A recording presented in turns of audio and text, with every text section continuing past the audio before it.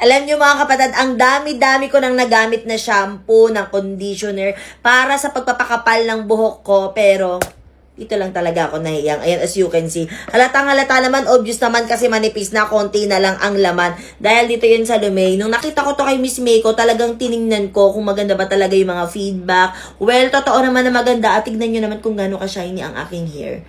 Diba? Para sa mga nagtatanong, alam nyo, partida pa yan. Kasi hindi ako nagsusuklay kapag nagbo-blower ako. So, after ko maligo, nagbo-blower ako. Tapos, ayan na yun. Pero tignan nyo. Diba? Napakaganda, napaka-shiny. At, syempre, mas humaba siya. Kasi nga, mas napabilis yung pagtubo ng aking hair. At, kung mapapansin nyo, ang dami ko dyang mga baby hair na nagtutubuan na. Kasi nga, lately, sobrang nai-stress ako at naglalagas ang aking hair. Buti na lang talaga nakilala ko to si Lumay. At, sobrang, alam mo yon, sobrang, huwag kang umiyak. Katuwa talaga ako kasi yung buhok ko na pinaproblema dahil numinipis na siya. May solusyon na! Dahil meron na tong rosemary na alam naman natin ang rosemary ay nakakatulong na makapagpakapal ng ating hair. Galing ko, ano? Kaya ako namang problema ka kung ikaw ay napapanood, China, nag-hair loss ka din. Ayan, mga kapatid. Subukan nyo na rin to. Ilalagay ko sa yellow basket. Hindi na ako mahihirapang magbitbit pa ng blower at plancha dahil meron na ako nakitang mas ikakagaan ng buhay ko. Ito lang naman yung Dream Me Aero Straight Blow Dry Plus Straightener. Lightweight and elegant na rin yung design nito. Makakapag-save ka na ng time pag ito'y ginamit mo. By the way, meron na nga pala tong lock. At ang isa pa sa nagustuhan ko dito is napakahaba ng cord niya. Biruin mo, 2.8 meters na to. Meron na rin tong LED screen at dito mo makikita yung settings sa first button, makikita mo na yung settings which is the wet, dry, at yung so since basa pa yung hair ko, syempre ang pipiliin natin yung wet. Pwede nyo nga rin pala baguhin yung speed ng fan nito. Meron na rin tong airflow straightening technology. So zero heat damage na siya kaya hindi masisira ang buhok mo. And meron na rin kasi tong triple hair care system. Ang lakas din ng airflow nito kaya kahit mahaba yung hair ko, talagang napatuyo niya kaagad. May 57 degrees root care mode na rin to. Kaya mapoprotektahan na rin yung anit natin. Isa pa sa nagustuhan ko dito is meron na siyang safety meets intelligence design for peace of mind. Dahil may auto pause na siya pag hindi mo siya ginagamit. So hindi mo na kailangan mag-worry kung maiwan mo man siya ng nakasaksak. At dahil tuyo na nga ang buhok ko, nilipat ko na siya sa dry setting. At tingnan nyo kung anong nagawa ng blow dry plus straightener nito sa buhok ko. Para talaga akong nagpariban dyan. Pwede ka na magplansya ng hair na hindi inaalala kung masisira, magdadry o masusunog ito. So kahit basa pa yung hair mo, pwede ka na rin magplansya at the same time. Kaya isa talaga to sa pinakamagandang investment ko sa sarili Kaya kung gusto mo rin gumaan ang buhay mo, mag-check out ka na ng ganito. Patunayan ko sa inyo na matalino talaga yung kapatid ko ha. Kasi sinasabi nyo parang medyo mahina yung brain niya eh. Pero ito papatunayan ko sa inyo, Elaine. May mga nagsasabi kasi parang hindi ka daw parang alam mo yun, parang wala daw laman yung brain mo. Meron utak. Lahat Meron, ng tao diba? may utak. Meron! Kayo yung wala! Ay, Hindi, meron din sila. meron. Ginagawa din. Ay, oo nga pala. So, papatunayan ko sa inyo na matalino yung kapatid ko. Matalino to sa mga acronym. Di ba? Matalino ka sa mga acronym. Di ba? Ano ang meaning ng acronym na OTW? On the way. Ah! Ang galing mo talaga! English, Ano? On the way. Yun nga yun. English nga yun. Huwag mo nang anuhin. Baka sabihin maano pa. O, next natin. ASAP. Asap. Oo. ASAP. Asap. Oo. ASAP.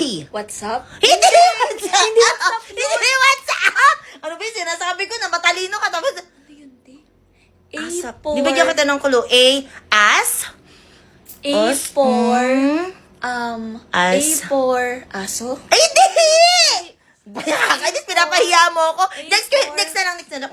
Pero ano yun? As soon as possible. Sige nga! As soon as possible. Oh! Galing yung kapatid. Sige!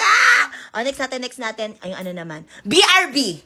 Be right back. Oh! Galing talaga na kapatid ko. Next natin. JWU. JWU. Just woke up. Galing talaga. Ito, last na. Kasi dito natin mapapatunayan talaga. Medyo habaan natin. Di ba? Habaan natin. LGBTQ++. Dali. Ano? LGBTQ. Ay, napaka-basic. Sabi ko sa inyo. Pinakaalam ko sa buong Ay. Dali, sabi mo sa kanila, sabi mo. Pinakabisado ko yung pinakauna kong pinag-aralan. Okay, sabi mo. Birth. Oh, go! L. L for love. L for love. G for gorgeous. G for gorgeous. B for beautiful. B for beautiful. T for television. Vision. Q for cutics. Hindi. Queen yun. Queen. Q for queen. LGBTQ. A.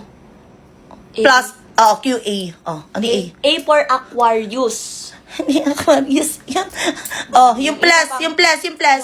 Ah. Plus for mathematics. Diba plus mathematics? Iba yun. Pero may isa pang plus yun eh. Ano pa isang plus? Ano yan? Isa pa?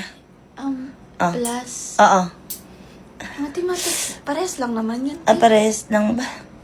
Ang galing mo pa din! Apit! Sabi sa'yo eh.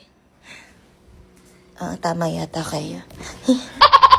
Isa talaga to sa best purchase na bag ko dito sa TikTok. Tignan nyo kung gaano kaganda. Diba?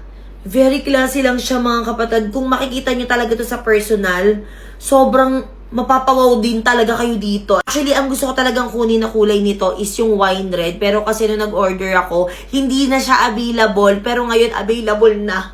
Bakit naman ganon? Kung makikita nyo to sa personal, sobrang ganda talaga niya mga kapatid. At very lightweight pa siya ha. Super leather talaga ang gamit na material dito. At tignan nyo kung gaano kaganda yung loob niya. Sobrang gaan lang talaga niya. Parang wala kang bit-bit. Ayan, di ba? Halatang hindi ko pa ginagamit. Di ba?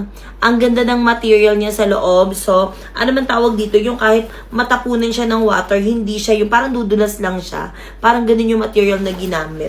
Ayan. At meron pa dito isang compartment. Ayan, maliit. So, pwede nyo lagyan ng mga susi or anything. Tapos, super ganda talaga niya.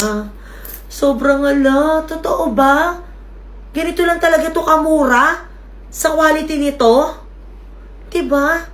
Kaya, kung naghahanap ka ng pangregalong bag, lalo na't malapit na ang Mother's Day, huwag ka na magpatumpik-tumpik dyan. Ito na ipangregalo mo sa tita mo, sa mami mo, kasi sobrang magugustuhan nila to, promise. Ano yan? Ano yun sa mukha mo? Ay, hindi pa rin natatanggal yung melasma, tsaka yung mga pekas mo dyan, pati mga dark spots, ang dami pa.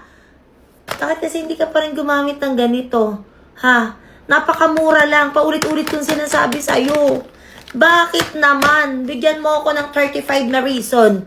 Ay, wag, ang dami nun. Hindi ko na alam kung ano pang dapat kong sabihin sa'yo eh. Ha? Namumroblema ka sa mga pimple mark mo, sa mga melasma mo, sa mga pekas mo dyan sa face lock mo, na parang feeling mo sinumpa ka ba kasi bakit ganon? Eh, hindi ka naman gumagamit nito. Kung ano-ano pang ginagamit mong product. 'Di ba? So, bakit ito hindi mo subukan? Malay mo mahiyang ka din. Ha? Kasi yung nanay ko, kung makikita nyo si Mama Yay, makikita nyo, pag nakita nyo sa personal yun, makinis pa talaga yung mukha sa akin nun. Kasi ito talaga yung ginagamit niya. Yung Peka set na to. Actually, kakatapos lang ulit niya mag Peka set. At ipapakita ko sa inyo bukas kasi nandito siya kung gaano kaganda ang face lock niya. Makinis pa talaga sa akin. Complete set na rin to mga kapatid. May sunblock na rin to. May night cream, may toner, at syempre ang malaking sabon. Bakit malaki ang sabon? Bakit? Kasi hindi lang siya pwede sa mukha ilagay. Pwede rin siyang ipangkatawan. Kasi niacinamide soap na ang meron to. Nalo naman natin ang niacinamide nakapagpa-lighten, nakapagpa-brighten ng uneven skin tone. Favorite ko yung ingredient na yun. Kaya ikaw kung namang problema ka pa rin dyan, solusyonan mo na. Ilalagay ko sa yellow basket. Ngayon na, sige na. Kaming nagte-trend na cookies dito sa TikTok at syempre kailangan subukan natin isa-isa yan. Pero nakabili na rin kasi ako ng ganito last time. Parang dark chocolate yung binili ko by Drip and Bites. Ngayon ang binili ko naman is Americano. Uy, gusto mo yun yung mga Americano. Aminin mo yan. So gusto kong pakita sa inyo kung gaano siya kalaki. Ayan, di ba? Kasing laki ng face ko. Hindi pala, mas malaki pa rin yung face ko. Ayoko magpatalo. So ganito siya Amoy kape, amoy mo. Amoy Americano talaga na kape.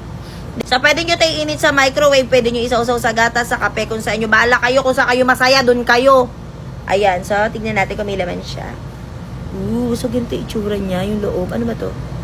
Ang bango, ayan. Tapos, ewan ko kung ano tong white na to, kung white, ano ba yan. So, tikman natin. Kung anong lasa? Ang sarap. Feeling ko talaga mas masarap to sa gatas or sa kape, no? Ang sarap.